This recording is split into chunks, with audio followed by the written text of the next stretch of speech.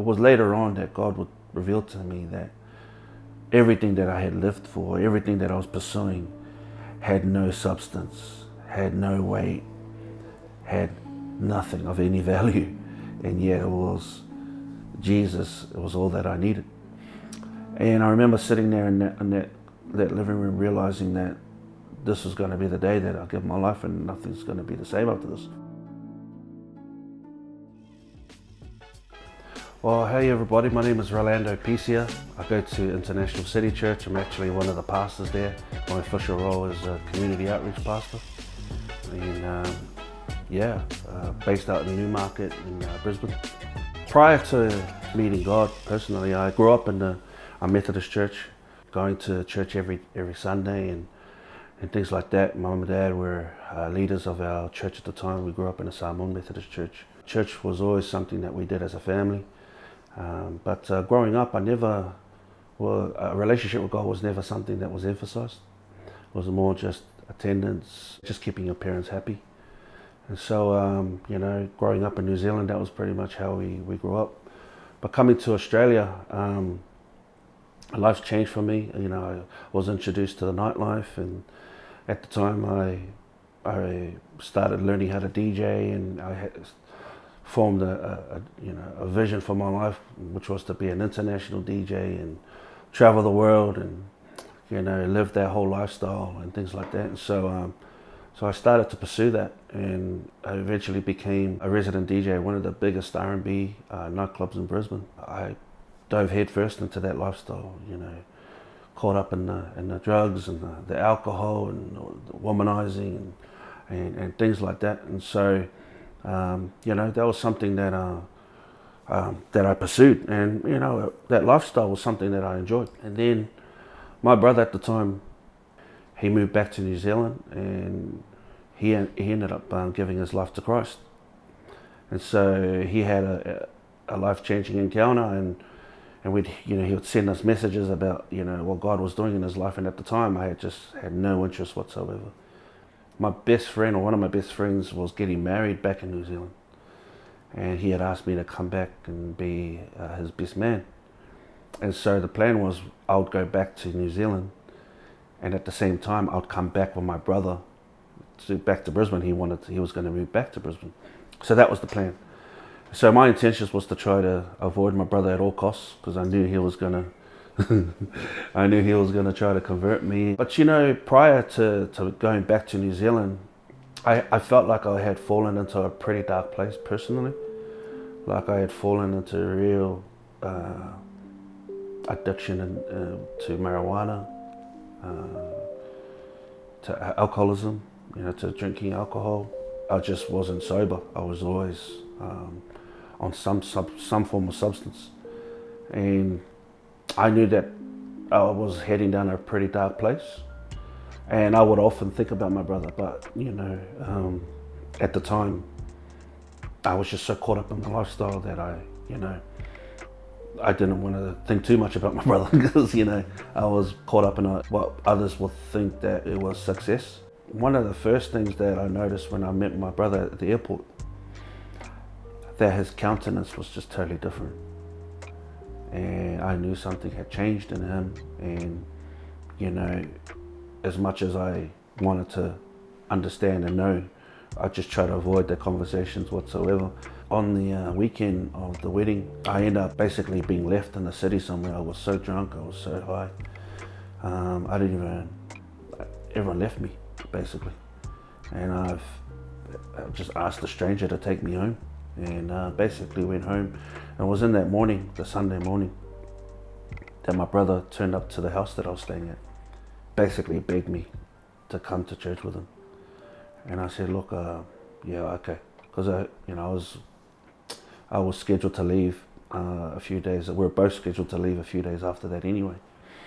So we both went to church, and it was the first time that I walked into a church, and I hadn't seen this at all, where all these young people were worshiping God with just this passion, and lifting up their hands and singing without being ashamed of being so passionate about God. I was like, man, what is this? It's a cult or something. And so, but it had me intrigued, you know. And what blew me away, blew my mind even more was when they all had their own notebooks and pens, and they were actually listening to the sermon and like writing their notes down. And I was like, man, I have never seen this before. And so I knew something was happening, but again, I'm trying to resist that urge to even go down that path, right? So anyway, we ended up leaving that service, and I was able to go home and not give my life that night. But it was funny. It was I ended up going to this touch tournament with one of my friends, and we go to this park, and everyone's playing, and I'm looking, you know, my plans was to jump in and maybe play and everything else. But then I realized that, is this a church touch tournament? And I realized this was actually the same group of people that were at the church the night before, and I went, oh man, this guy tried to set me up. Anyway, it was at that point that one of my best mates, who I hadn't seen in a long time, and he seen me and he goes, hey, can you come with me and we'll go and pick up some sausages to cook. I went, yeah, sure. So we jumped in the car, and as we were driving towards the shop, one of my best friends, Lawrence, he chooses that moment to tell me his testimony. And it was in that moment in the car where I witnessed something I'd never seen before. The guy was in tears, like literally bawling his eyes out. And he was a guy that wasn't someone that expressed his emotions like that. And so to see him literally sobbing like a child, snots and tears, telling me how much Jesus had changed his life, I knew for a fact that this is a real encounter and this was something real. I'm trying to resist again, trying to, show any type of emotion.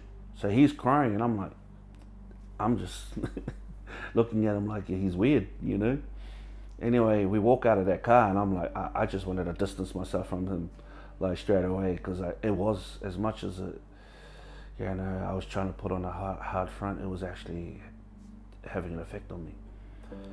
And so now all I want to do is get away from all these people. So I'm ringing up my friend who I hadn't seen since the wedding, and I'm like, okay, what are we doing tonight? And so we had organized, we were going to basically get some drugs, and we were just gonna do that. As I'm dropping off a group of my friends home, one of them was my cousin sitting in the front seat.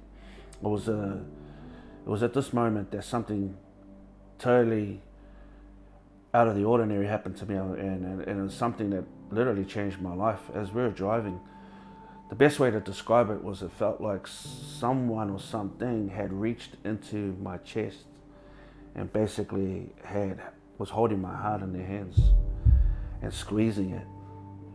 And it was having such an effect on me while I was driving. I was literally sliding down the chair because it felt like I was running out of air.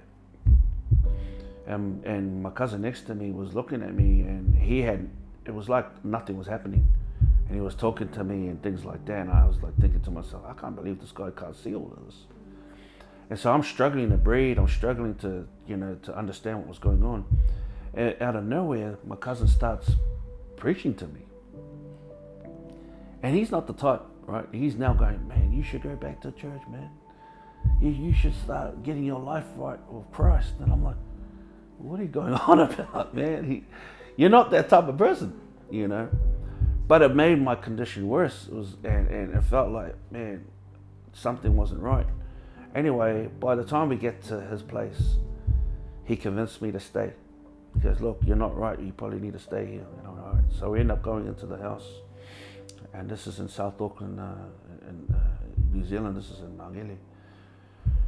And the best way to describe it is, I'm sitting in one of his couches. This overwhelming fear came upon me, like as if someone was going to come to kill me. So I'm looking at all these different windows, and exits that I could look at. I was trying to figure out if I see something or see someone walking through the door, I'm running out that door or I'm running out this window. And it's something that I still don't understand. I mean, it was hard to understand at the time, but it felt like someone was coming to kill me. And so as we're talking, again, he's not aware that I'm going through all of this. And I'm sweating, I'm like shaking, I'm like, And then finally he's like, are you all right? I'm like, nah, man, I'm not good at all. And he goes, what's wrong? And I'm like, I feel like someone's going to come and kill me. I know it sounds weird. And then he goes, why don't we call, his brother and his brother and my brother were actually at the same place. I said, call him, get him here, like, whatever we need to do to fix this thing. So anyway, he calls them, and so within 40 minutes, whatever that thing was on me subsided. But then my brother and his brother turned up, and they asked me what happened. And obviously when we called them, we acted distressed, and so they were trying to figure out what was wrong. And so I told them, when I left the touch tournament, I was in the car, I felt like someone was reaching into my chest and stuff like that. And they were like, give us an approximate time of when this was happening. And I told them, I said, around 8 o'clock. And they were like, man, do you know where we were? And I said, no. He goes, we have just come from a prayer meeting. And all of us were in that prayer meeting. There was a whole group of men there. And we were praying for you. I was like, what? Because we were praying that whatever was blinding you, God would remove those scales from your eyes, and that he will basically reveal to you the condition of your heart life. One of the brothers shared that it was like we were on the gates of hell, shaking the gates, to release you, the Bible talks about that God is establishing his church and the gates of hell will not prevail against it, and heaven suffers violence and the violent take it by force. And I know that now, but that was the image, right, of men who were literally fighting for my soul and fighting for my life. And at that time, I'm like, how do you pray and God responds and all of this? But it made sense because in the car it was actually conviction that came upon me. It was like God was revealing to me the condition of my sin and how I was, just rebellious and doing everything to try to destroy my life and try to distance myself from God as much as I could. And so conviction is knowing, okay, I shouldn't be doing something, but, and that feeling, that sense that, okay, I got to do better, and so that's what I was receiving, or that's what I felt like in that time when I was in the car, was I understood I was sinning. I knew I was doing the wrong thing. And for that first time, I realized what I was doing was an offense to God. Basically, I was sinning against God. And I would have to give an account for that. There's repercussions for that. And then I go, okay, so how do you explain then me feeling like someone was going to kill me tonight? He goes, well, we also believe that God was opening your eyes to the spiritual realm. He's opening your eyes to understand that there's a battle going on for your soul. And it totally made sense to me. I was like, man, that's what it felt like. It felt like there was contention for me. He goes, well, that's the reality. So I'm sitting there trying to, again, fathom what I'm hearing here. And I said to him, what do I do? And he goes, my brother. And he begins to share the gospel with me. Basically, he goes, man, you've come to a crossroads. And you're going to have to make a decision that's going to dramatically change the rest of your life. You can either go this way or this way. Either way, you need to make a decision tonight. And I remember sitting there and I had this vision. Now that I understand it's a vision. And the vision that I had was a vision of a scale, And on that scale, on one side, it had my DJing career, my girlfriend, the drugs, the party life, all of that stacked up on one side. And on the other side of the scales, all I had was Jesus. But I remember so clearly that the scales were actually tipped on the side where Jesus looked so unattractive and everything else, yet it obviously had more weight. And I remember it was later on that God would reveal to me that everything that I had lived for, everything that I was pursuing, had no substance, had no weight, had nothing of any value. And yet it was Jesus, it was all that I needed. And I remember sitting there in that living room realizing that this was going to be the day that I give my life and nothing's going to be the same after this. So I said, let's go. So we got up from that living room and we walked to a bedroom. And I remember as we entered that room and they started to lead me through the prayer of salvation, the weight of the world that was weighing me down. I'm not talking about things that I've been holding on to for years began to lift. And I remember weeping and just sobbing like I've never cried like this before, where I just felt like, I guess the best way to describe it was real remorse, like I understood that despite my sin, despite my rebellion, despite being corrupt and caught up in this life, that God and His love and mercy would pursue me, even though I was running away from Him. And so I felt God's mercy so tangibly that day that it was something that freed me from every pain, guilt, condemnation, that and shame that I had been holding on to. And when that weight lifted off me, I'll tell you what, I saw another vision, and I saw God the Father sitting on the throne. And I remember myself, my cousin, and my brother holding hands, and we began to basically run to the Father. And the Father was just had His arms open like this. And that image I still have. That was an image of a Father who was willing to accept me, willing to welcome me home, willing to say that despite all the things that I've done, say, you have a rightful place in my family. You have a rightful place with me. Now it's time to come home. And so that night changed the rest of my life. It's the one moment that I believe that despite all the hardships that I go through and the trials and tribulations, I should remember that night. Because I know that me coming to Christ and me accepting salvation and receiving salvation was not of my own doing, was not of my own effort or my own ability or my own good works. It was based on God's grace alone and His mercy for my life. And so, so that day changed the rest. That changed my life forever.